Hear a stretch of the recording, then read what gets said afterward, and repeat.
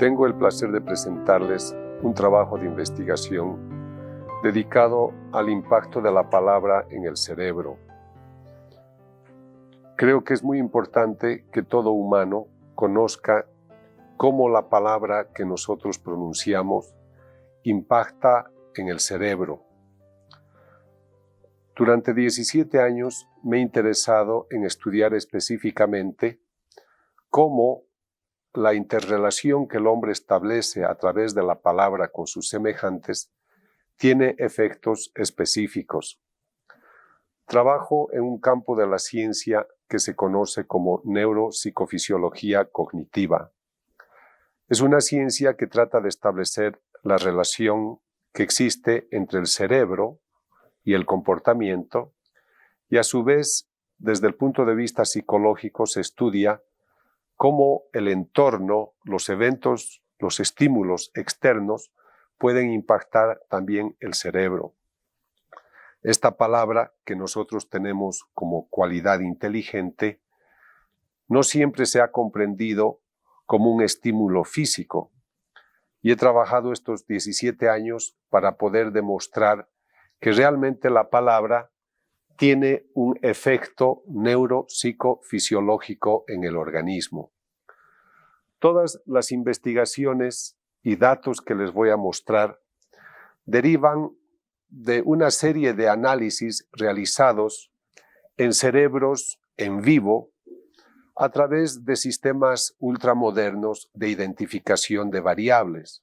Pero el sistema más interesante que me permite introducirme en el análisis del impacto de la palabra es la tomografía a positrón. Y se puede analizar qué zona del cerebro trabaja en el momento que una persona está realizando una cierta actividad.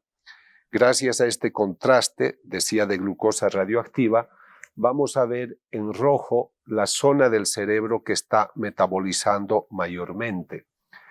Gracias a este sistema podemos ver qué sucede en el cerebro cuando una persona piensa plenamente, cuando una persona habla, escucha o ve. Por ejemplo, esta persona está pensando de manera plena y el lóbulo frontal se está activando porque es la zona inteligente que le da dirección al pensamiento específico. Una persona está hablando y podemos distinguir cómo el área de Broca se está activando porque es responsable del habla. Unas personas están escuchando y vemos que los centros de la audición se activan, y pues las personas como ustedes están viendo esta imagen y los centros de la visión se activan. Esta persona está concentrada, está escuchando y por eso comprende lo que la persona le está diciendo. Muchos de nosotros estamos pensando en algo distinto a lo que una persona nos está diciendo. Entonces tenemos lo que se llama la atención dispersa. El cíngulo es responsable de esa atención.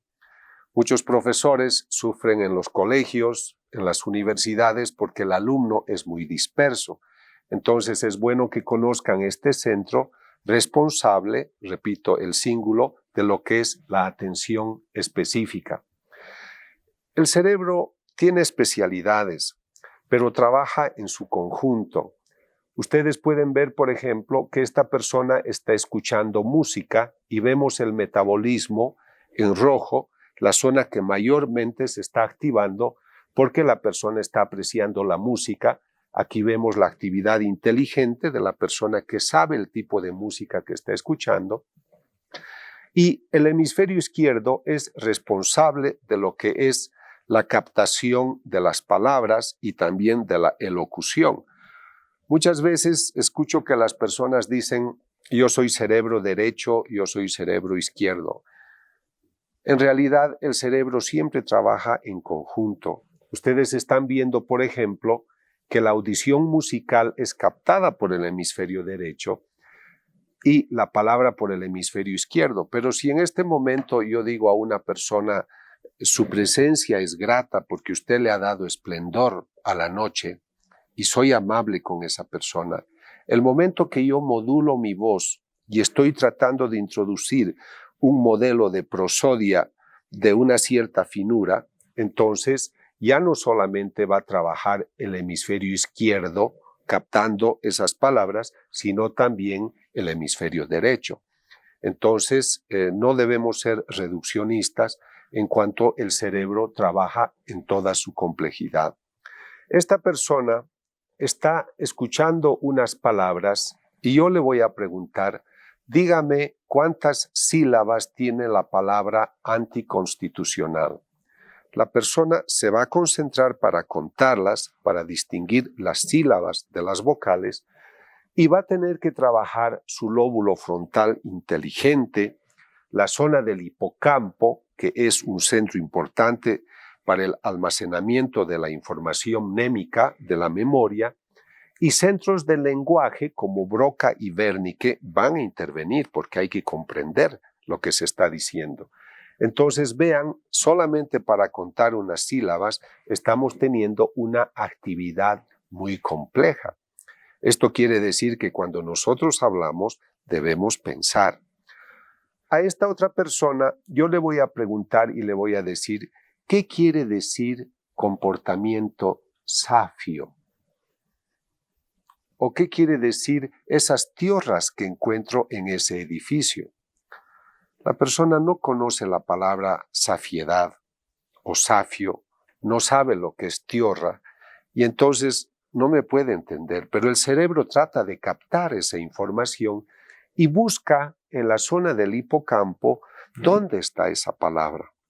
En muchos casos, por ejemplo, cuando estamos hablando en un idioma extranjero, no encontramos la palabra y nos sale otra palabra en otro idioma porque ha sido más accesible.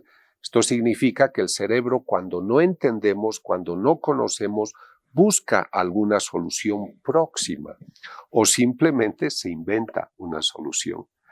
Estos son detalles sumamente importantes. Una mujer celosa, por ejemplo, que en su mente se imagina muchas veces que el marido le engaña, puede suceder muy fácilmente que con el tiempo crea que realmente el marido le engaña, porque toda esa información que ella ha ido asimilando en la mente ha ido creando una huella, un programa que van a ver luego, y entonces la persona lo que no ha sido real lo considera real. Entonces, trabajar en términos de palabra en el cerebro significa tener actividades sumamente complejas. Les voy a contar una pequeña curiosidad. Ustedes han visto que hay personas a quienes les gusta escribir su diario, donde escriben muchos sentimientos, explican capítulos íntimos de su vida. Algunas personas hablan solas. Quisiera decirles que cuando nosotros hablamos solos o estamos pensando en un diálogo con alguien, el cerebro actúa como si realmente la persona estuviera hablando con otro. Por eso, si ha habido un conflicto en una pareja, por ejemplo, y una persona no ha dicho todo lo que pensaba y se siente un poco frustrada, pero se va a su casa y dice, yo debería haberle dicho estas cosas. Su cerebro trabaja como si le estuviera diciendo y es por eso que después se encuentra liberada. Es a eso que nosotros, ya desde los griegos, se conoce el término como catarsis. A eso llamamos catarsis, a esa liberación. Pero el cerebro nos libera realmente aun cuando estamos pensando en ese acontecimiento. La organización humana, la organización cerebral principalmente, tiene todas las condiciones para permitirnos establecer diálogos expresando palabras con un determinado significado.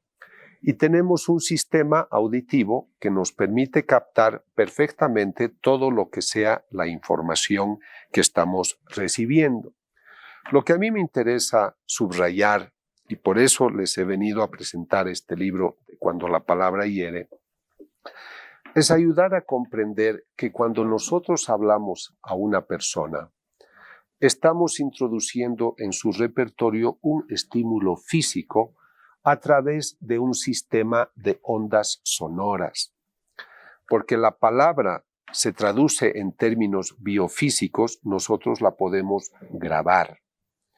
Ustedes habrán escuchado algunos momentos en alguna discusión, a mí me lo han dicho mucho mis pacientes, doctor, preferiría que mi marido me diera una bofetada y no escuchar las palabras que me ha dicho. Todos nosotros conocemos que las palabras lastiman, que las palabras hieren. Pero podemos decir una palabra que ha ofendido hoy, la persona está ofendida, está apagada, no nos quiere hablar y nos acercamos y le decimos, me vas a perdonar, olvídate, estaba bromeando. Posiblemente para el que ha dicho las palabras sea una broma, pero a la persona el estímulo físico le ha impactado. Yo quisiera hacer notar que la palabra no es un estímulo abstracto que se quede en el aire, sino que es un estímulo físico que realmente impacta la estructura del cerebro y justamente para captar esa estructura es que el cerebro tiene todas las condiciones pertinentes. Pero me voy a referir esencialmente al momento en el cual nosotros hablamos y acá tienen todo el complejo sistema que permite dirigir a las personas palabras específicas. Acá están viendo el área de Broca, que es responsable de la capacidad de hablar, y me interesa que conozcan muy bien, porque es menos conocido que el área de Broca, el área de Wernicke, que nos permite la comprensión de las palabras. Pero nosotros, teniendo estas condiciones biológicas que nos permiten hablar, como podría tener un animal también la capacidad de hacer un sonido cualquiera, nosotros tenemos un lóbulo frontal muy inteligente, de ahí la condición que nosotros tenemos de sapiens sapiens, donde nos explica que el lóbulo frontal debe dar dirección a todo lo que ocurre en el interior del cerebro. Somos sapiens sapiens. Entonces el hombre debe ser sabio en la utilización de todas sus funciones. ¿Por qué a mí me ha interesado hablar del impacto de la palabra en el cerebro? Yo estaba en mi consultorio hace muchos años cuando vino una joven en ese momento de 27 años y me relata lo siguiente. Doctor, cuando yo tenía 16 años, llegué 30 minutos tarde de una fiesta y mi padre, que era muy autoritario, me dijo, con la traza que tú tienes, por más tarde que llegues de la fiesta, de ti ni un borracho se va a enamorar. A una joven adolescente decir estas palabras tienen que ofender, porque además en la adolescencia la persona está en el mejor periodo para desarrollar su autoestima, el concepto de su propio yo. La joven entró en un cuadro de depresión, no quiso ir al colegio, el papá autoritario le dijo, tú no quieres estudiar, entonces vas a trabajar, y la puso de cajera en un negocio. Poco después de unos 6 meses, va la joven donde el papá y le dice, ¿sabes, papá? Me voy de la casa. ¿Y por qué te vas de la casa? Porque tú me has dicho que de mí ni un borracho se iba a enamorar. Y estabas equivocado, papá. Te presento a mi novio, tiene 57 años y es alcohólico. Cuando la joven vino a mi consultorio, les dije tenía 27 años. Era alcohólica, era politoxicómana y prostituta. Su vida cambió en el momento que el padre tuvo el desatino de pronunciar ciertas palabras despectivas. Durante muchos años dirigí una clínica en Alemania, una clínica psicosomática. Y un día, sabiendo que yo era boliviano, me buscó en esta clínica un ingeniero boliviano de 45 años. Y me dijo, doctor, soy uno de los mejores ingenieros en la empresa donde yo trabajo. Me dan grandes responsabilidades. Y justamente cuando debo resolver problemas, viene a mi mente lo que me decían mis profesores en el colegio cuando yo tenía 6, 7, 8 años.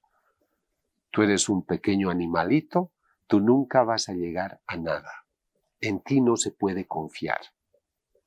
Esto es lo que a mí me preocupa y estoy seguro que ustedes tienen casos parecidos de palabras que han impactado en su vida y han quedado marcadas.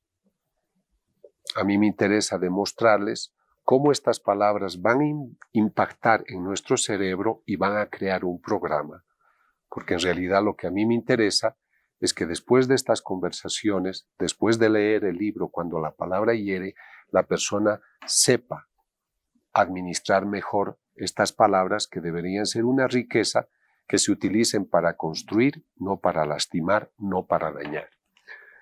En la historia de la neuropsicología, la primera persona que estudia el impacto de la palabra desde un punto de vista físico es el profesor Platonov. A principios del siglo XX, él se sirve de un pletismógrafo que permite estudiar las reacciones fisiológicas del organismo cuando tenemos algún estímulo físico. Por ejemplo, él lo que va a hacer es pinchar con una aguja en la punta del dedo a un paciente y va a registrar cuál es la curva fisiológica que suscita ese pinchazo, porque el pletismógrafo lo que hace es darnos una información bioeléctrica de lo que está sucediendo a nivel vascular en la fisiología del organismo. Acá ustedes tienen la curva de aquello que produce el pinchazo de un alfiler. Pero luego de haberlo condicionado al paciente, Platonov ya no le pincha, sino que se acerca y le dice, ahora te pincho. Y el momento que el joven escucha te pincho, vean el registro fisiológico que produce la yema del dedo. Entonces, acá realmente se estaba viendo que sin tocarle solamente las palabras habían producido este registro. Los sistemas de tomografía a positrón que les he mostrado y los métodos modernos de tomografía a positrón funcional nos permiten estudiar estos casos con mayor profundidad. Para que ustedes vean cómo se van formando estos programas neurológicos, neuropsicofisiológicos, quisiera que presten atención a todo un mecanismo que estoy seguro les va a servir para su vida diaria y profesional. Esta es una célula que ustedes conocen, la denominamos neurona. Es la unidad celular por excelencia del cerebro. De estas neuronas, nosotros tenemos 100.000 millones. Tienen una actividad bioeléctrica sumamente importante y todos los estímulos que nosotros recibimos crean esta reacción, este repertorio bioeléctrico. Le has tocado a una persona, le has hecho una caricia, le has dicho unas palabras y todo ello va a activar esta capacidad bioeléctrica que tiene el organismo. Para que vean cómo se establece de manera sencilla, quisiera que reparen en que la neurona tiene en este centro aquello que nosotros llamamos el axón, estas son las dendritas, y por la actividad bioeléctrica estas se van a juntar en un punto que nosotros llamamos puntos sinápticos. Las neuronas que tenemos en este lugar son neuronas que llamamos presinápticas y van a transmitir un bioquímico, una información a la postsináptica y esas sustancias que van a transmitir son conocidas como neurotransmisores, sustancias bioquímicas de suma importancia para todo lo que es nuestra actividad humana. Quisiera que vean cómo se produce este intercambio aquí en la imagen. Vean que en el espacio sináptico se va a dar lugar a un intercambio de moléculas que están transmitiendo sus potenciales bioquímicos de una terminal a la otra. Quisiera que se concentren en estas pequeñas bolsitas que se conocen como vesículas, que es donde está contenido el neurotransmisor. Este neurotransmisor va a transmitir su contenido a la otra neurona, pasando la información de una neurona a otra. Quisiera que se comprenda que este mecanismo es muy complejo. Pueden haber 10.000 estímulos que en ese momento esté captando todo este circuito neural. son circunstancias muy veloces, son eventos muy medidos, muy meticulosos, muy finos. Nosotros a ojo desnudo no lo podríamos ver, por eso se utilizan reactivos sumamente importantes para poder observar estos intercambios, sistemas de fluorescencia que también van a ver luego. Pero ¿por qué les estoy mostrando esto? Si yo me acerco a una persona y le digo con mucho placer y con mucha alegría, hola, ¿cómo estás? Gusto de verte. Y me responde, ¿y a usted qué le importa? El momento que yo me he aproximado a esta persona de manera amable, mi organismo está segregando neurotransmisores de un cierto tipo. Por ejemplo, dopamina, serotonina, que son neurotransmisores muy importantes para nuestro equilibrio emocional. La persona está de mal humor y me responde mal. El circuito neuroquímico de esa persona está activando otros neuroquímicos, la adrenalina, el cortisol. La persona está excitada, está nerviosa, está tensa. Entonces, si yo voy a un ambiente donde llego a mi casa y el hijo se acerca y te da un beso y tú le acaricias igual, y el ambiente de tu casa es armónico, los neuroquímicos que activas son distintos. Pero si yo voy a una casa donde hay violencia, donde hay peleas, donde hay agresión todo el tiempo, los neuroquímicos también son distintos. Entonces no te sorprendan las peleas, las agresiones que hay en el hogar o en el ambiente educativo. Por eso yo quisiera que mediten en cuál es su repertorio conductual. Son personas conocidas como agresivas, irritables, violentas, susceptibles, o son personas que son buscadas, porque cuando uno habla con ustedes, la persona se siente equilibrada, se siente bien, te buscan, porque cuando hablan contigo te sientes bien, se sienten bien. Entonces, creo que es muy importante que se conozca este sistema, porque eso está calificando cómo somos nosotros desde un punto de vista bioquímico.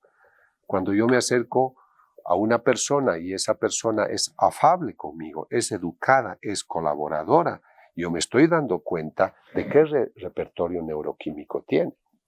Pero esto tiene que impactar muchísimo lo que es el comportamiento de los padres con sus hijos o el repertorio de los profesores, de los maestros con sus alumnos. Un profesor equilibrado, un profesor pacífico, un hombre sabio, va a crear cambios neuroquímicos muy positivos y constructivos en los alumnos o los padres en sus hijos. Pero si son personas desadaptadas, agresivas, violentas, no se sorprendan entonces que el hijo sea un muchacho violento también en su colegio, porque el entorno en el que vive solamente está estimulando una neuroquímica agresiva.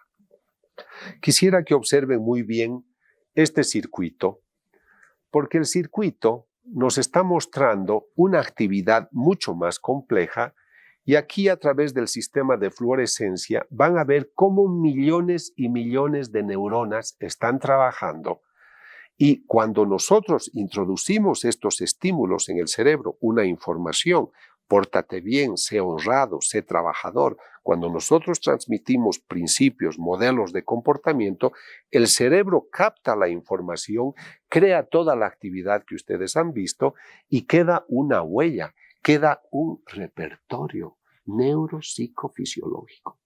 Entonces, las palabras que tú me digas, el deseo de que yo tenga de hablar con ustedes de estos temas, es un valor científico, es un valor humano, es bueno que ustedes conozcan esta información para que pues seamos mejores todos.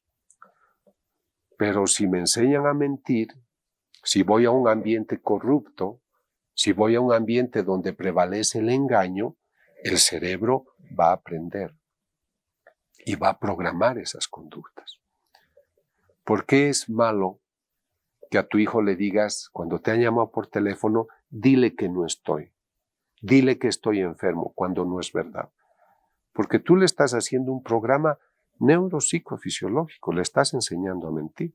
Y luego te molestas porque él te ha mentido con su rendimiento escolar. Entonces, muchas conductas indeseables que nosotros observamos en ciertas personas derivan de aquello que a veces nosotros mismos les hemos enseñado. Me interesa hacer notar que todo lo que son estos mecanismos de transmisión de la información y sobre todo la actividad neural, neuroquímica, tiene un programa biogenético específico. Pero quisiera que noten que estos neuroquímicos también pueden ser influenciados por eventos externos. Por ejemplo, una persona que vive en estrés, ha amanecido contenta, ha dormido bien esa noche, pero le dan una mala noticia y ese momento el organismo otra vez reacciona de manera negativa. Yo estoy deseoso de pasar un día bonito, de dictar una buena conferencia, pero no funcionan las luces, no estaba el portero que abría el hotel o en la sala de conferencias y la situación se hace difícil. Entonces, nuestra neuroquímica también está sujeta a los estímulos del ambiente.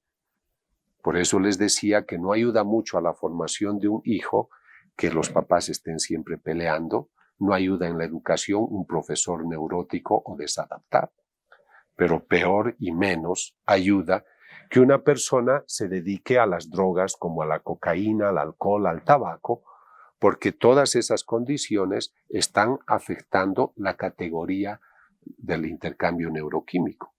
Una persona que usa el alcohol en exceso deprime, disminuye la actividad neural. Por ejemplo, una persona que se dedica a beber en exceso es una persona que va destruyendo centros importantes del lóbulo prefrontal y la persona ya no tiene voluntad. Ahoga, irrita las células, las asfixia por depresión. Una persona que usa cocaína estimula tanto las neuronas que las revienta, mueren las neuronas y esas personas se vuelven muy torpes, se vuelven personas inconstantes porque han dañado centros importantes en el intercambio neuroquímico de la dopamina. Muchas veces escucho que los jóvenes dicen, no, yo uso marihuana, la marihuana es una droga ligera. No es ligera, no es una droga light. La marihuana se descompone, hasta hoy se conocen 2.000 compuestos tóxicos en el organismo, empezando por daños serios a los espermatozoides. Entonces, el organismo tiene una naturaleza sana. El oxigenarlo, por ejemplo, a través del deporte, de la respiración, permite que sea un baño neuroquímico maravilloso para el cerebro. Pero estar en una habitación donde nos asfixiamos de tabaco, pues crea otras condiciones. La naturaleza nos enseña cómo debería vivir el hombre. Nosotros somos aquellos que inventamos los tóxicos que luego van a afectar. Y les decía que el estilo de vida también va a condicionar la calidad de estos intercambios neuroquímicos, como lo vemos en el estrés, en la depresión, agresividad, angustia. Muchas personas que entran en cuadros depresivos tienen descenso de la dopamina, descenso de la serotonina y por eso tienen ciertos comportamientos. Entonces creo que mientras el hombre sea más sano en su organismo, también su mente va a ser más sana y viceversa. Lo que a mí sí me interesa es que comprendan que mientras mejor categoría, mejor calidad tenga su entorno y la información que entra al cerebro de la persona, mejores huellas va a conformar y tendrán una persona con mejores premisas para un futuro adecuado. Si nosotros hacemos un corte histopatológico del cerebro, encontraríamos que hay unos conglomerados donde los neurocientíficos, sobre todo biopsicólogos, encuentran unos programas específicos donde se arraiga cierto tipo de información.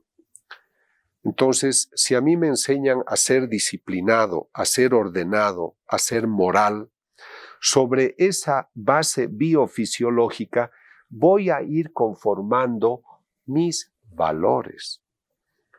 Entonces, al principio he sido muy organicista, muy materialista en el concepto, pero quiero decirles que esa biología es la base sobre la cual yo voy a ir cimentando otro tipo de información. Entonces, cuando a mí me enseñan a practicar un ejercicio y a ser un hombre puntual, disciplinado, estudioso, ordenado, sobre esos programas biofisiológicos, yo voy a establecer mis valores. Y esos valores significa que yo puedo trabajar correctamente de acuerdo a aquello que yo he ido asimilando. Quisiera decir claramente otra vez que si nosotros transmitimos información desadaptada, como por ejemplo a un joven le enseñamos, entra a un ambiente delincuencial y empieza a robar, él también va a hacer huellas y va a creer que un valor es robar o ser corrupto. Nosotros sufrimos en muchos países por el problema de la corrupción y hay gente que está muy orgullosa de hacerlo, incluso tienen cargos políticos importantes. Esas personas ya no están en grado de analizar lo que está produciendo su organismo, creen que está bien. Y por eso es grave cuando ya la moral empieza a deteriorarse, porque en una sociedad sumamente permisiva creemos que todo está permitido y ya no hay espacio para la conciencia, para el autoanálisis. Y cuando algunos decimos, me parece incorrecto tu comportamiento, entonces dicen que somos unas personas anticuadas que no nos hemos actualizado. Las personas pueden cometer graves errores, incluso crímenes. Un paciente mío que había asesinado a 28 personas en Italia me dijo, doctor, yo ya me acostumbré. Al principio sí me daba un poco de resquemor, pero después ya no. Entonces, por eso yo creo que si queremos personas de calidad, debemos establecer huellas de calidad para que también ellos establezcan valores, hábitos, actitudes de mayor calidad. Todo lo que les he ido mencionando deriva de lo que es una base biogenética que el hombre recibe de sus padres. Pero sobre esa base biogenética, nosotros, a través de centros importantes de retención de la información, aprendemos formando estas huellas y esquemas mentales. Entonces, las palabras que yo te he ido diciendo te han ido creando ciertos programas específicos y cuando yo veo tu comportamiento, sé que tú eres por las huellas que has ido introduciendo en tu organismo. Entonces, ¿cómo nosotros aprendemos? Quisiera que le demos una cierta dirección a lo que es este modelo de aprendizaje para que ustedes tengan información sumamente útil. Acá les estamos mostrando el lóbulo frontal del cerebro, el más inteligente, importante para todo lo que sea nuestra voluntad, nuestra decisión, nuestra creatividad. Acá vean los lóbulos prefrontales, lo más fino del hombre, y podemos ver sus tareas inteligentes a través del razonamiento, creatividad, aptitudes, intereses. Este centro es responsable de nuestra voluntad, de nuestro discernimiento. Es un centro que nos puede motivar muy bien en nuestro idealismo, en nuestro compromiso, en nuestras convicciones. Por eso no es bueno, yo recomiendo especialmente a los jóvenes que tengan cuidado con el abuso del alcohol, que tengan cuidado de introducirse en ese mundo de las drogas que puede dañarles tanto, porque el centro que mayormente sufre el impacto de todas esas sustancias tóxicas es el lóbulo frontal. Para nosotros que trabajamos en el campo clínico y en la investigación, a veces hacemos experimentos con voluntarios a los cuales se le paga una cierta cifra por venir al experimento. Las personas que han usado cocaína, que han usado mucho alcohol, son siempre los que llegan tarde, los impuntuales, los que crean conflicto, los que crean desorganización. Esos no son inventos nuestros, son pruebas de hecho que tenemos cuando analizamos el comportamiento de las personas. Entonces, este centro hay que cuidarlo. Estamos en una sociedad que nos otorga tanta información, busquemos la mejor información y enriquezcamos nuestros lóbulos prefrontales con pensamientos, trabajos, ideas constructivas que nos permitan pues soñar y construir una sociedad mejor. Tenemos otro centro importante que lo conocemos como el sistema límbico. Es responsable de nuestra vida emocional. Y creo que debemos cuidar mucho nuestra vida emocional.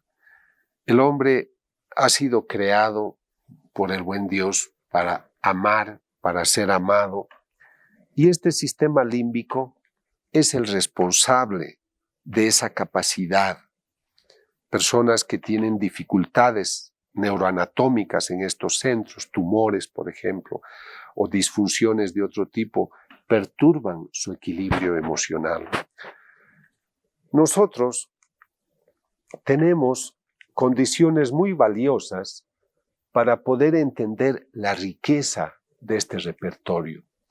Una persona con una vida emocional equilibrada tiene satisfacción interior, es una persona motivada, se identifica con una causa, tiene deseos de realización, vive buscando su paz interior y tiene un equilibrio emocional. Pero las personas que no han logrado este objetivo viven a veces con ansiedad, angustia, estrés, neurosis, depresión, son personas dispersas, desmotivadas, tienen deseos de cambio, pero no construyen, se desadaptan. Frecuentemente, justamente hacen lo que no quisieran hacer y siempre están en conflictos, porque falta esa paz interior, falta ese equilibrio. La persona neurótica, por ejemplo, es una buena persona, pero complicada, conflictiva, porque no encuentra paz. Y yo quisiera decir que, a pesar de haber subrayado tanto la validez del lóbulo frontal tan inteligente, para lo que es nuestra categoría humana, a mí me parece que la vida emocional es un cristal fino y precioso que debemos cuidar. Con este liberalismo que yo veo en el mundo, con esta permisividad, con ese cuadro social donde se impone el nihilismo, donde nada vale, todo vale, creo que estamos deteriorando mucho esta paz interior. Estaba en Madrid y veo una joven que por su aspecto reconozco que es latinoamericana, pero está siendo maltratada por un hombre ebrio en plena calle. Ella no tiene ni 20 años. Entonces, como se cayeron los dos, yo me acerqué para levantarlos y le digo a ella, ¿por qué permites esto? Y me mira y me dice, yo ya he perdido todo, no tengo nada más que perder. A los 20 años era una persona que había apagado la luz del sueño, la iluminación de la esperanza, porque se había desgastado, porque había desperdiciado su oro, su tesoro. Como hoy han cambiado algunas cosas. Viene una mamá y me dice, doctor, estoy apenada porque mi hija tiene su profesión universitaria, ha decidido irse a convivir con su novio, porque dice que ahora ya nadie se casa, que hay que convivir, que hay que probar para no fracasar. Pero doctor, ¿qué voy a hacer? A mi hija ya me la han probado 3 veces y nadie la aprueba. Cuando esas personas luego vienen a mi consultorio y me cuentan que se han casado y han conocido muchos hombres en el pasado, les pregunto, ¿y te has casado con el hombre de tus sueños? ¿Lo amas a tu esposo? No, doctor, me he casado porque no vino el que buscaba, he probado tantos y ahora me he resignado. Como madres, son madres bastante inestables, como esposas no son felices, porque no han cuidado su tesoro, y eso en nombre de un modernismo. Yo creo que debemos detenernos a reflexionar sobre aquello que estamos haciendo con nuestras vidas. Y creo que esta esfera emocional es importante porque nos ubica en aquello que es la identidad nuestra. Somos seres que nos casamos porque amamos, tenemos hijos porque amamos, servimos a la sociedad porque amamos, pero ¿cómo va a ser mi amor, cómo va a ser mi vida afectiva si yo soy una persona que se desadapta fácilmente? Porque no es mi tesoro, no he creado buenas huellas en mi vida emocional. Hoy estoy contento, mañana no. Creo que hemos perdido el detalle para tener aprecio al amigo que nos quiere colaborar solo porque es amigo. Hemos perdido el respeto y la admiración a aquella mujer que vive con nosotros ya 30 años. Ya no le decimos, mujer, gracias por tus atenciones conmigo. Creemos que es su obligación. A veces a los hijos, yo soy clínico, les he dicho, atiendo pacientes, vivo en sus casas muchas veces, los visito en sus hogares y veo el maltrato, veo la violencia, asesinatos, lesiones físicas a los hijos. Y eso explica por qué en Latinoamérica, no hablo de Europa y de Norteamérica, Oceanía, pero en Latinoamérica entre el 40 y el 72% de las parejas nuestras o están separadas o están divorciadas. Y cada vez son menos los hogares que duran más de 10, 15 años, como fueron los hogares de nuestros padres. Entonces, yo quisiera enfatizar la necesidad de volver a reconocer que tenemos esta capacidad afectiva fina. Amando a los demás, aprendemos a desarrollar valores. Siendo capaces de amar, nacen en nosotros sentimientos nobles. Un hombre que ama no hace la guerra, no roba, no insulta, no ofende, no dice palabras que hieren. Me voy a permitir leer un poema escrito por un autor español que me parece interesante. A lo largo de mis investigaciones he visto que leer este poema es muy oportuno porque ayuda a reconocer nuestra situación emocional. Es la historia de un hombre que ha entregado todo por el amor, pero un día, como su amor no ha sido reconocido, él dice que lo echó al río.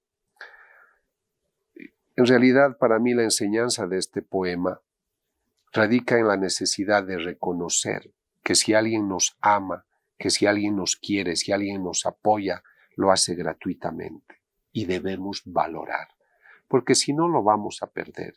Y un hombre que pierde la capacidad de ser amado es una persona que espanta el amor y es una persona desadaptada. Este poema se intitula Soledad del amor desprendido. Mira si soy desprendido, que ayer al pasar el puente tiré tu cariño al río.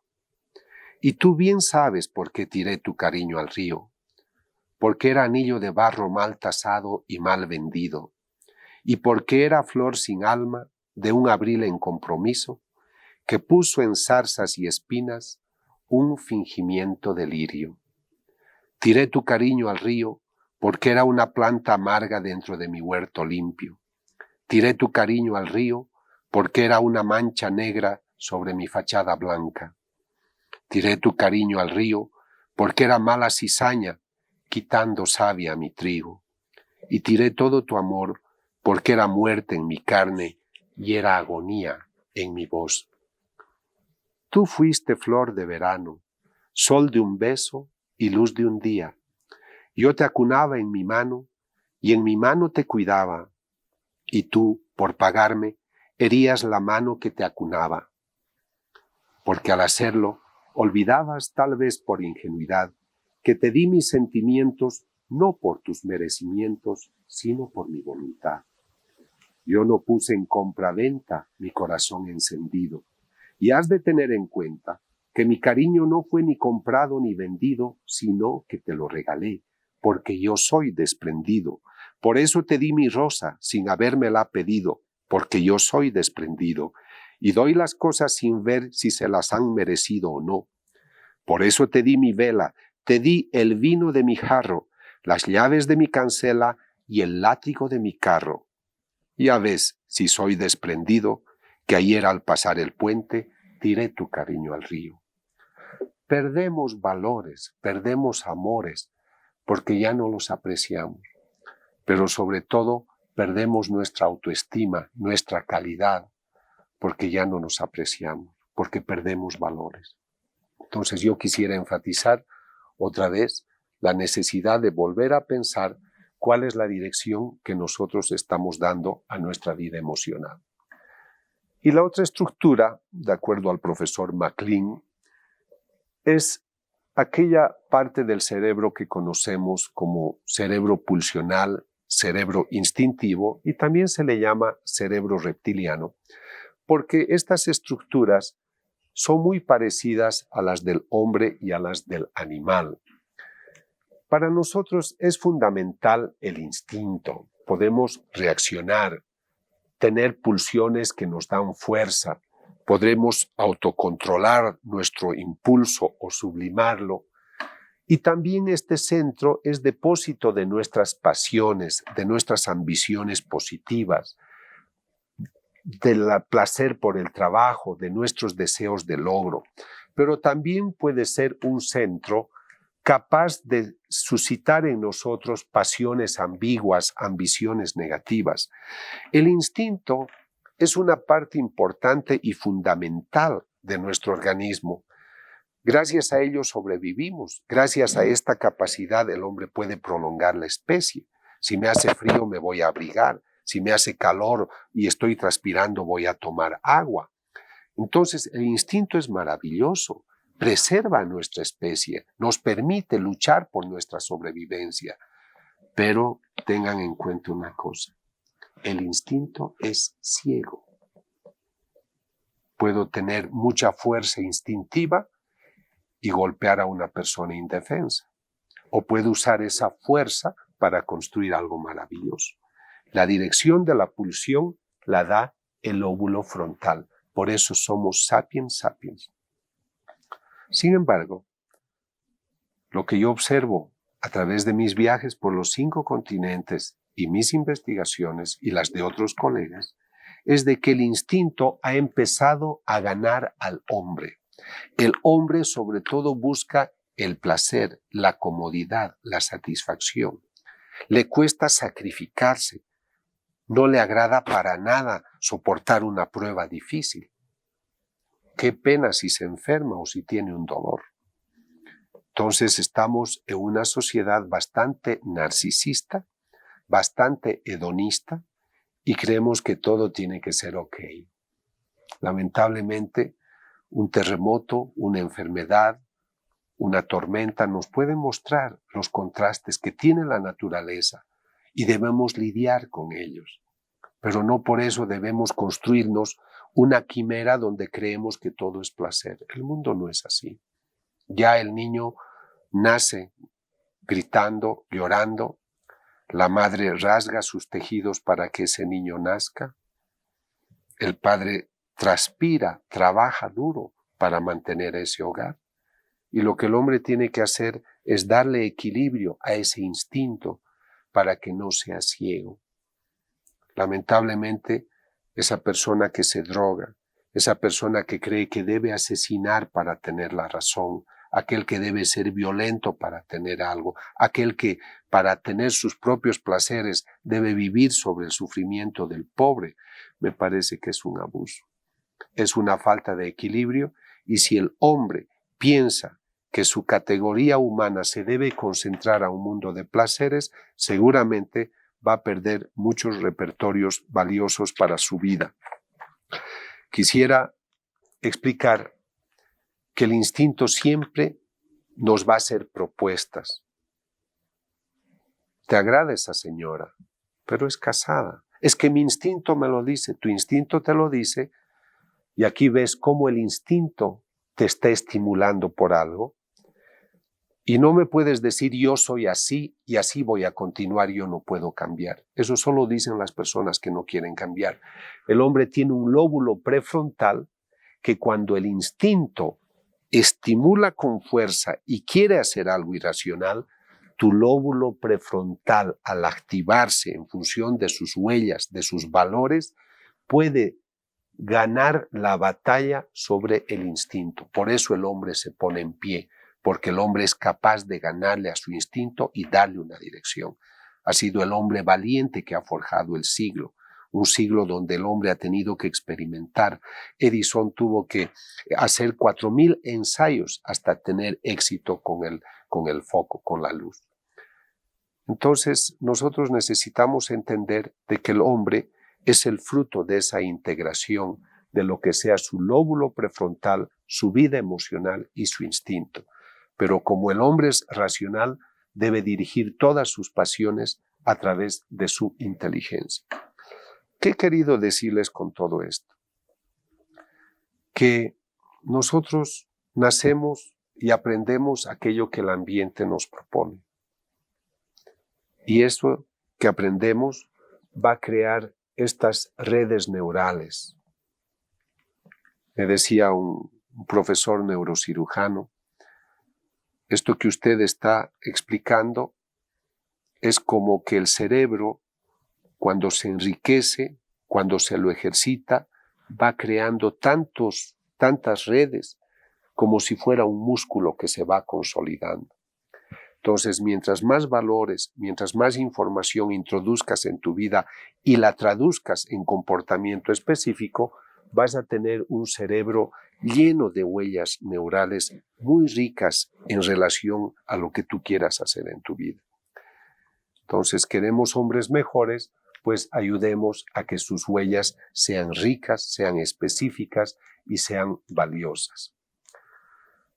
La tendencia en la sociedad moderna va más a estimular el centro de los placeres, el instinto, el descanso, el pasarla bien, el trago, la comida, que el esfuerzo, que la cultura, que la riqueza prefrontal.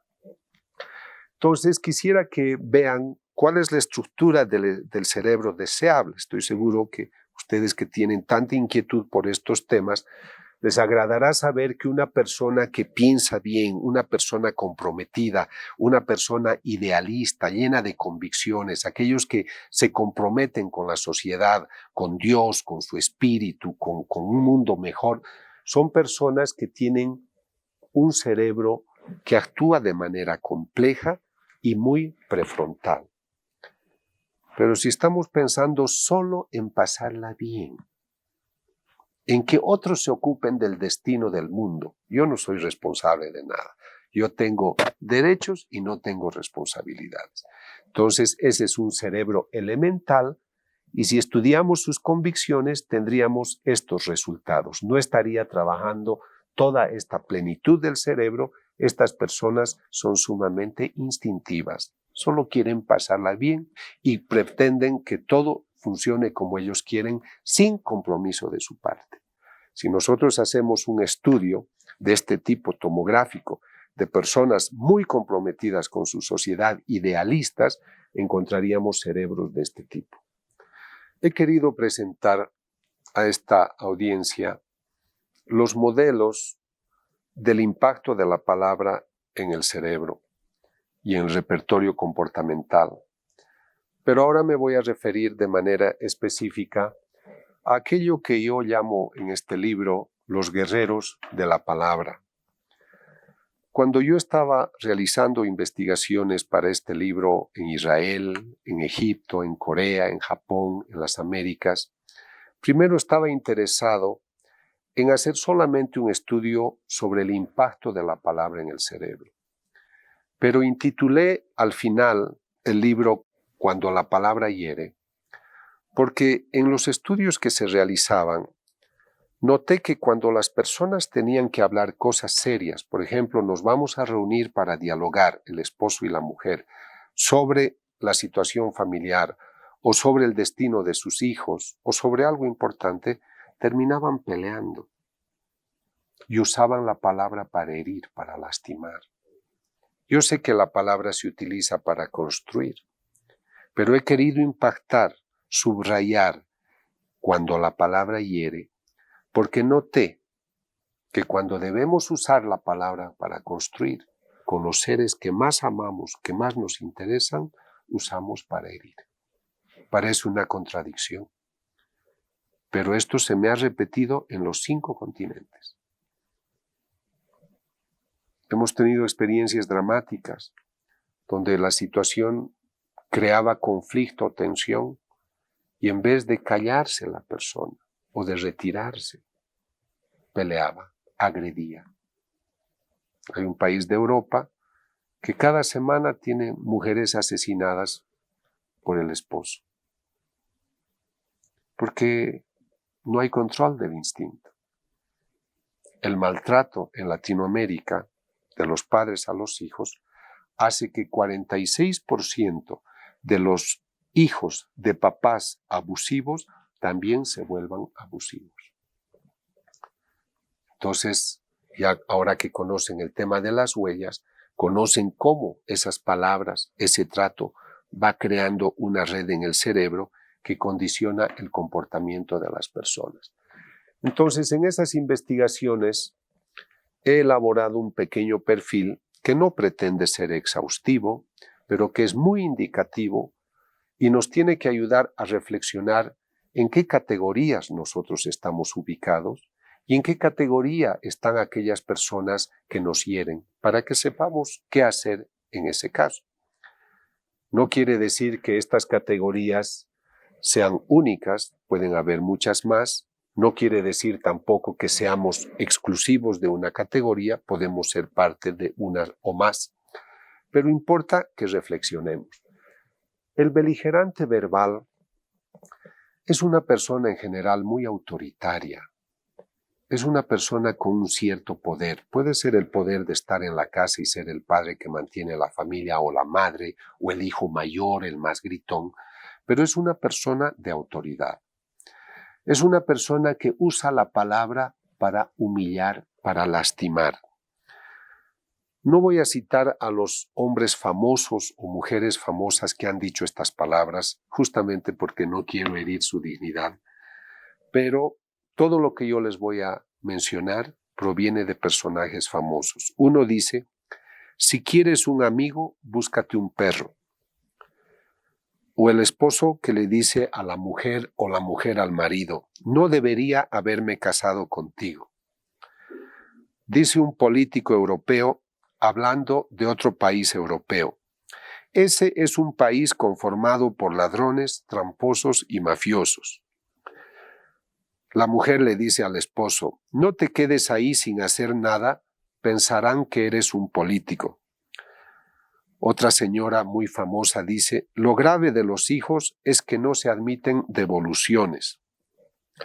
Y un progenitor beligerante dice: yo tengo que trabajar para dar de comer a todos estos vagos, refiriéndose a sus hijos. Los beligerantes aprovechan de su situación de poder para humillar. Y en general las personas no pueden reaccionar porque puede ser el jefe que maltrata a la persona. Evidentemente, con personas así, nosotros tenemos que aprender a reaccionar.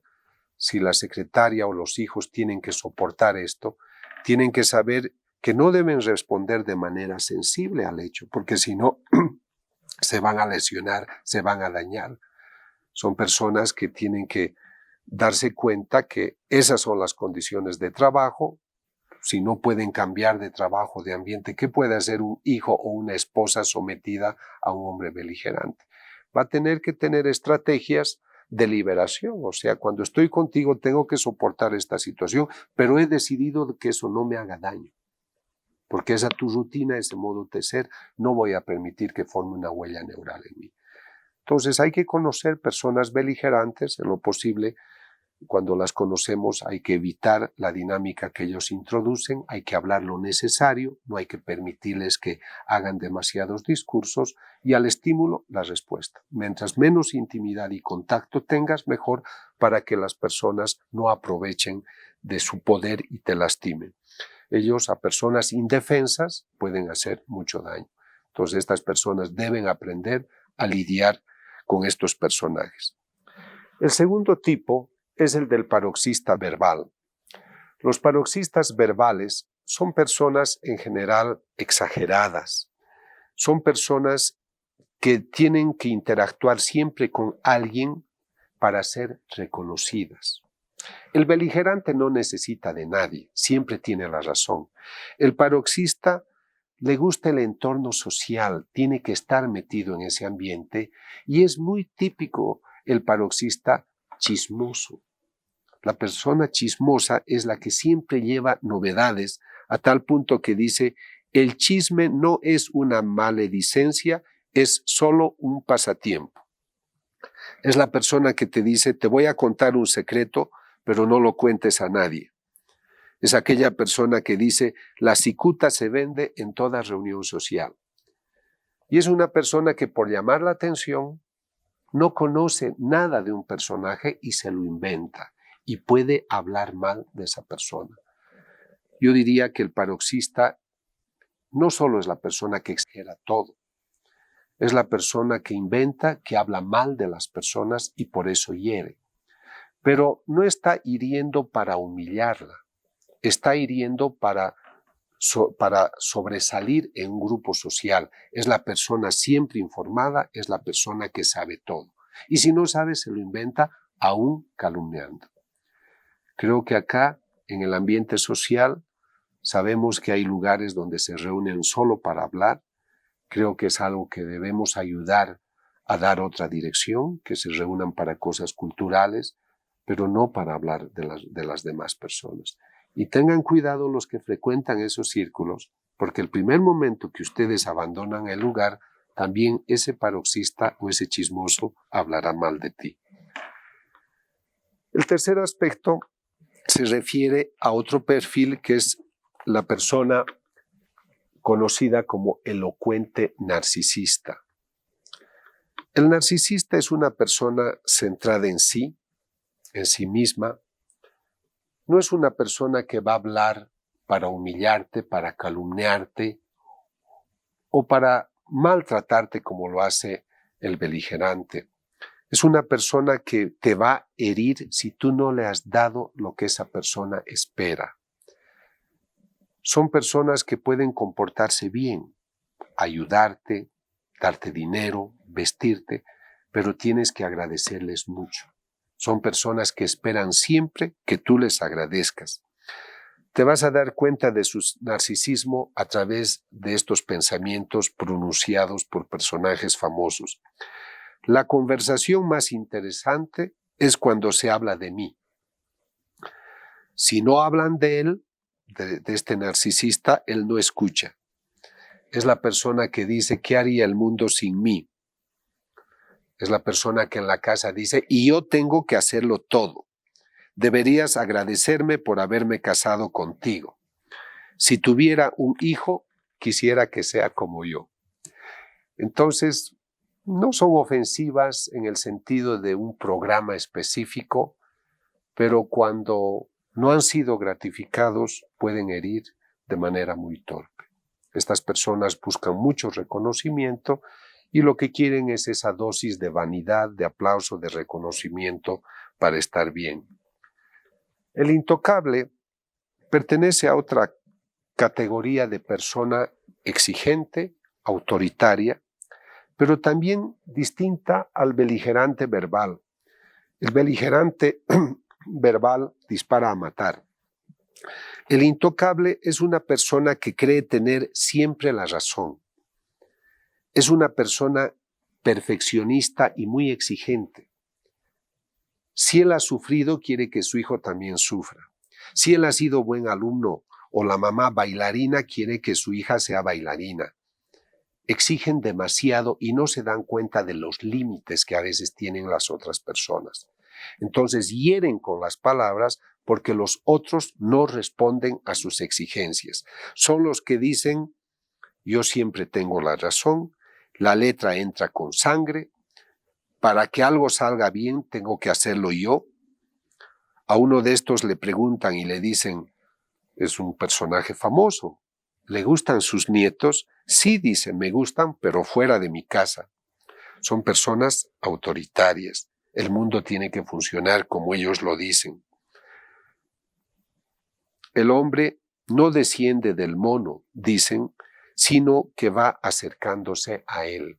Son críticos, tienen una visión del mundo muy subjetiva, y si tú no te acomodas a ese mundo, pues vas a sufrir la consecuencia del comportamiento de estas personas. Son personas muy racionales y poco emocionales. Entonces, una expresión sentimental no va a ocupar mucho espacio en ellas. Estas son personas racionales y, al igual que con los beligerantes, conviene pues establecer relaciones funcionales, causa-efecto. Yo debo hacer esto, cumplo y punto. Pero si son personas que exigen demasiado, en general tienden a quedarse aisladas, muy solitarias, porque pues no siempre todos van a caminar a su ritmo. Las poblaciones que más me han preocupado durante esta investigación son los delirantes y los susceptibles. Los delirantes son personas que hieren porque tienen una visión muy subjetiva del mundo y en general es negativa. Por ejemplo, un delirante dice: yo no tengo prejuicios, simplemente no me gusta la gente, no quiero intimar con nadie. Los políticos, hasta cuando pronuncian los artículos él, la, los, las, mienten, según ellos. Son beligerantes verbales, pero delirantes. Esa persona, ellos hablan mal de las personas, dicen: esa persona, si se muerde la lengua, se envenena. Estos principios los enseña a sus hijos. No solo hay que triunfar en la vida, hay que hacer que los otros fracasen. Es la persona que dice: confianza ni en mi camisa. O dice: no hay ni un político honrado. Son personas extremistas. Son personas que en general se han hecho a sí mismas. Tienen algo de paranoicos. Creen que muchos son sus enemigos, creen que muchos les persiguen, creen que uno les está a su frente solo para engañarles. Son personas que hieren por esa constante desconfianza que tienen de las personas. Pero tienen un pariente, es el susceptible. El susceptible en Latinoamérica, para mí, debe entrar en una categoría de desadaptación psicológica. Los susceptibles distorsionan la realidad, la interpretan a su manera. Son personas que difícilmente van a reconocer las virtudes de los demás. Son parientes de los delirantes por su tendencia paranoica. Por ejemplo, el susceptible dice: la gente no me perdona que yo sea rico y feliz. No me invitan porque tienen envidia de mí. Los otros solo quieren mi fracaso. Esa persona viste elegante solo para humillarme. El susceptible es una persona insegura de sí. Y su gratificación, su seguridad viene del aprecio que le pueda mostrar el entorno. Entonces, si un amigo íntimo no le invita a una fiesta, lo toma como un desaire. Y como esa persona se siente bien porque es gratificada por los demás, al no recibir el estímulo de los demás, se siente mal y ahí es donde reacciona con agresividad. Es una persona que puede herir muchísimo. Muchas amistades de 30 años se dañan simplemente por una mala interpretación. El susceptible es un neurótico, es una persona desadaptada que debería de alguna manera buscar un equilibrio emocional. Es algo que con un poco de lóbulo prefrontal se puede resolver, pero a veces el susceptible es muy instintivo y por eso no se da espacios para razonar y reflexionar. Estas personas necesitan una ayuda de reorientación psicológica. No son casos graves, pueden volverse graves, pero yo diría que en Latinoamérica es uno de los temas que más debería preocuparnos. Por eso nuestras relaciones a veces se dañan por la baja autoestima que tienen los susceptibles, y este es un panorama muy extenso en nuestro ambiente. Evidentemente, cuando las personas lean el libro tendrán todo el cuadro, pero me interesa decir que la propuesta final tiende a presentarles un término y es la eufonía. La eufonía es un modelo que nos permite hablar de manera constructiva. Cuando una persona hiere, impacta, lastima, toca. En cambio, la persona eufónica es una persona que para decir algo va a buscar una palabra armónica, una palabra constructiva. Las personas que hieren están pronunciando palabras con el propósito de lastimar, de deteriorar el yo de una persona específica. Y hay unas condiciones en ciertas personalidades que predisponen al individuo que hiere con la palabra. Por ejemplo, una persona muy egomaníaca, uno centrado en sí mismo, un soberbio, susceptible, incapaz de escuchar, con dificultades para expresarse, una persona envidiosa, celosa, muy competitiva pero desleal, autoritaria, insegura, con subestima, son personas que tienden a herir más, porque no tienen una aceptación positiva e incondicionada de sí. La persona que quiere construir, la persona que edifica, que es afable, es una persona muy satisfecha de sí. Muchas personas se sienten bien hiriendo a los demás.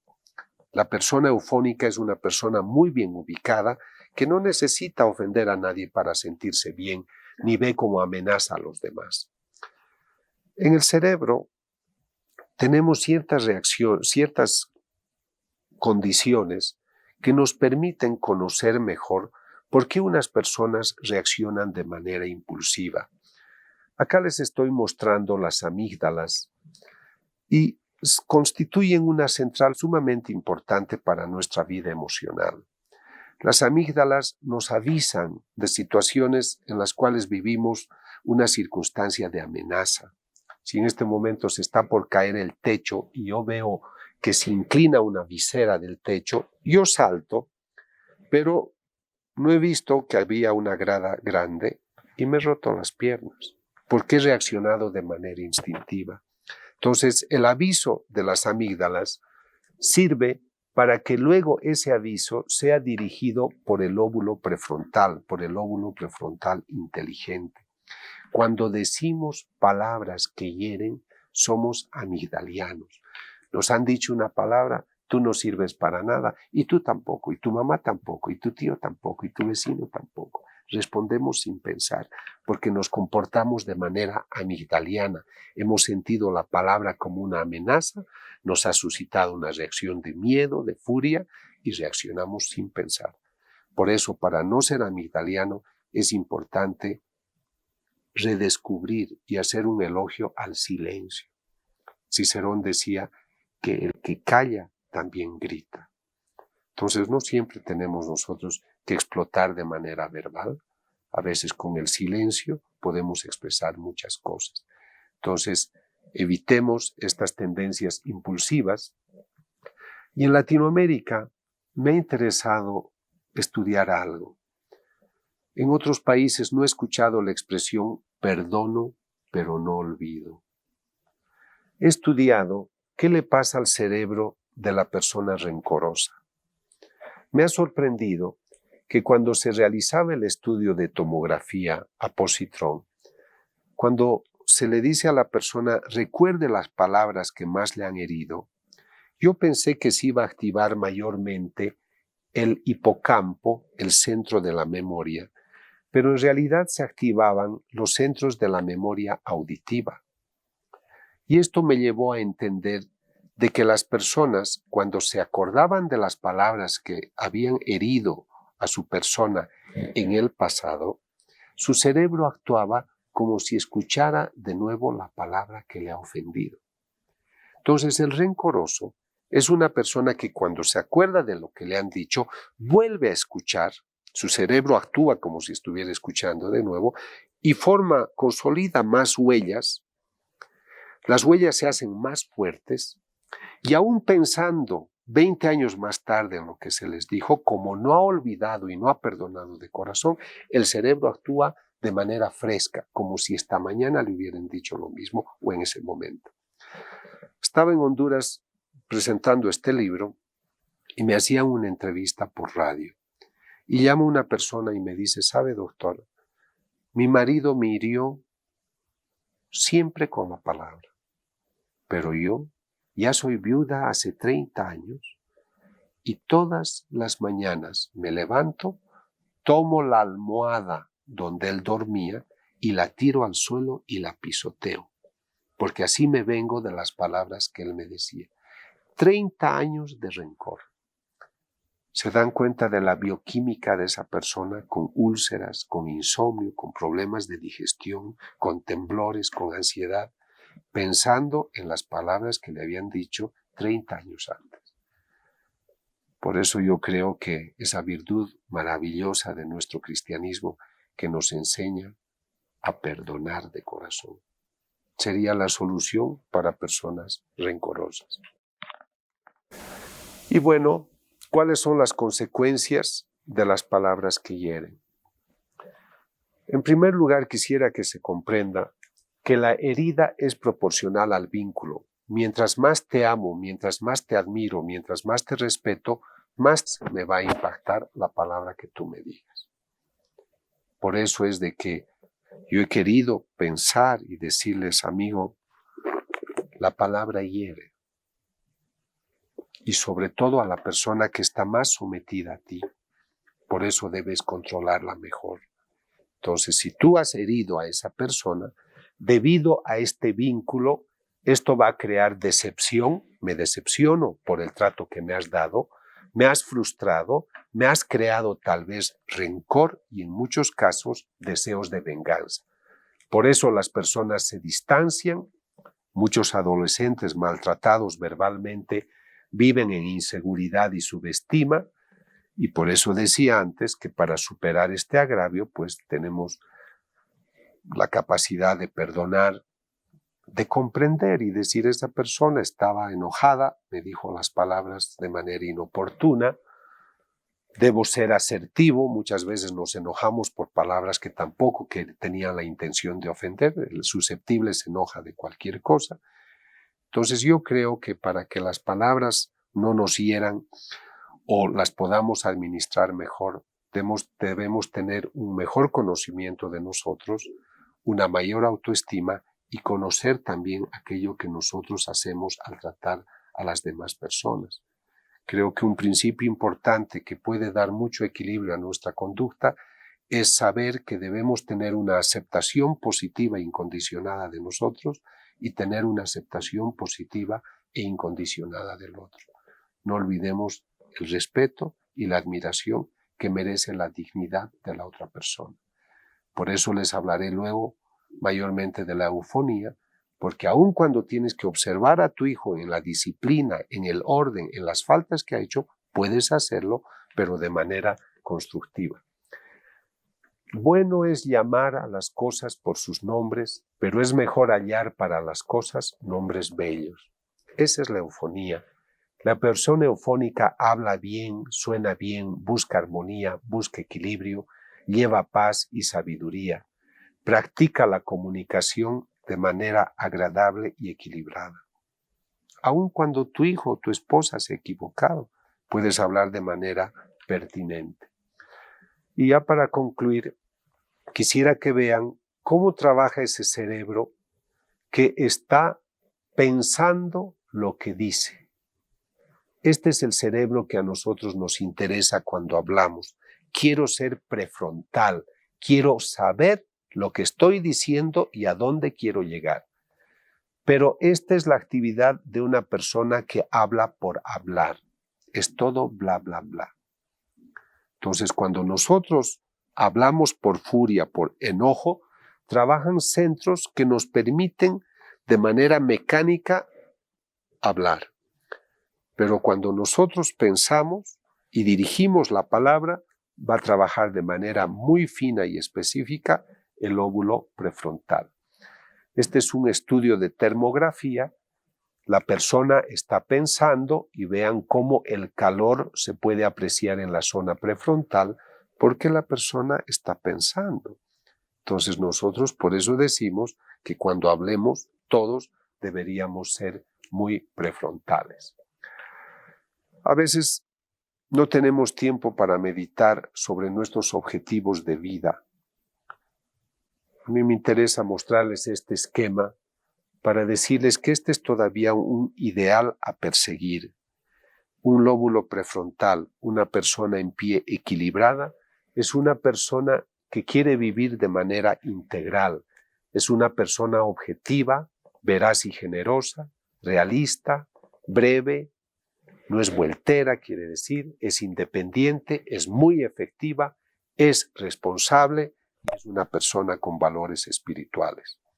O sea, una persona como ustedes. Lo que no queremos ser, lo que queremos cambiar, es aquel cuadro inestable de personas subjetivas, susceptibles, egoístas, simuladores, dispersos, repetitivos, quiméricos, dependientes, tan negativistas que cuando se desmayan nunca vuelven en sí, vuelven en no. Personas que no trabajan adecuadamente para lograr objetivos, son poco efectivas, muy neuróticas y muy materialistas. O sea, creo que todavía debemos tener ideales. Los griegos con mucha pasión hablaban de la sabiduría, hablaban de la madurez. Creo que esta es época en la que no debemos descuidar de crecer y buscar lo que sea la mayor riqueza de nuestro cerebro. Un cerebro de pensamiento complejo, de redes profundas y de extractividad. Esto es lo que yo quisiera que queden ustedes. Un cerebro prefrontal, inteligente, inquieto, motivado. No un cerebro simplista, con pocas huellas y elemental. Si yo hiciera una tomografía de un animal que está haciendo alguna actividad elemental, yo tendría esta misma actividad. Lo que nosotros queremos es precisamente a la persona en pie.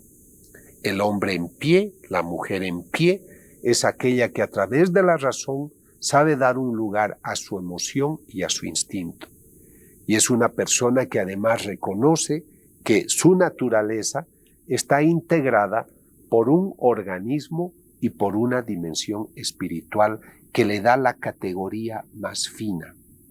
Justamente la diferencia entre el mamífero humano y el mamífero animal es que el hombre tiene una dimensión espiritual.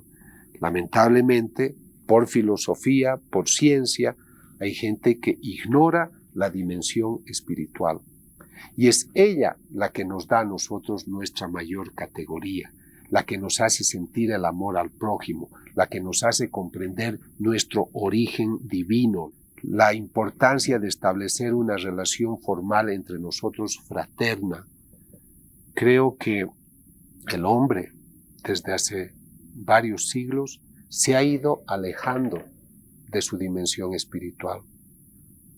¿Cómo no me va a sorprender que a partir de 1945, que es época de paz, el hombre hubiera tenido más de 200 conflictos bélicos y desde el año 45 hasta hoy en el mundo no han habido más de 6 días de paz, porque siempre en algún lugar ha habido una guerra.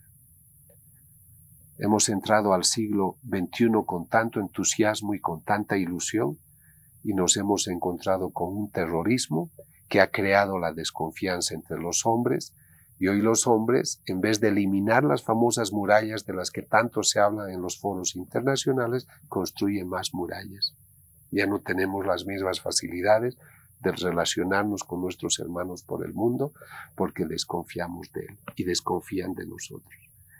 Entonces yo creo que el gran fracaso del hombre consiste en olvidar su dimensión espiritual. El hombre que cuida la dimensión espiritual es un hombre que busca la sabiduría, la comprensión, el amor, la justicia, la verdad, y esa persona no hace daño. No puedo negar que a veces lamentablemente hay personas extremistas y fanáticas que aún mal utilizan estos conceptos, pero nosotros estamos hablando del hombre prefrontal, del hombre que se yergue porque cree en sus condiciones humanas, naturales y espirituales. Entonces, en la medida que el hombre sea capaz de redescubrir esta dimensión espiritual, pues creemos que pueda construir un mundo mejor. El hombre no debe olvidarse que si él sueña con una sociedad mejor, con una sociedad de paz, tiene que hacer algo por esa paz y algo por esa ciudad. El hombre es el arquitecto de la ciudad soñada, también es el habitante, pero tiene que remangarse las mangas para que tanto con su naturaleza biológica como espiritual empiece desde mañana a trabajar para construir un mundo mejor. Muchas gracias.